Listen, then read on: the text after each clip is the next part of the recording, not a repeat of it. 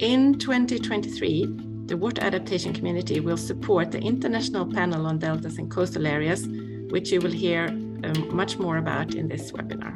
And when it comes to climate change, it's also probably worth mentioning that Pacific Island states contribute less than 1% of global emissions. However, when it comes to the impact of climate change, we are facing the brunt of it. I think it's probably not a secret, and all of you would be familiar, that the Pacific Island states experience some of the world's highest exposure to the risks of natural disasters. So the need for adaptation for us is not a distant scenario. For us, it is in fact needed today. What would make the biggest challenge and what would make the biggest difference in improving climate resilience in the Pacific is access to finance. Not just giving a diagnosis of problems, but also providing solutions. Climate change is just not threatening the biophysical, but also the social fabric of the Pacific communities. In 2020, 2021, you'll find that water has not been integrated as much as we would all want as part of the NDCs. There is no, let's say, ministry, or there is no entity or institution to prioritize water. It's targeted for climate finance. You can, you can go to any donor and say that this is our need for water services. It is in our NDCs. It is our development plan, and we need it.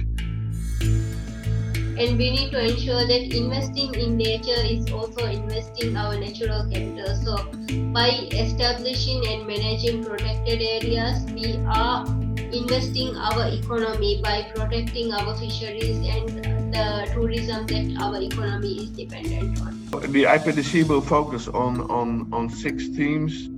5 themes are on the Global Acceleration Framework. That will also be the key topics at the UN Water Conference next year. And we added a 6th one, the small islands, because of the specific adaptation challenges. We do have an opportunity here in terms of sharing experiences and lessons learned. We don't have time for pilot projects. Just let us know what has worked and let us do that, because we are running out of time. Funding of such projects would be a really, really meaningful way to, use this, collective effort.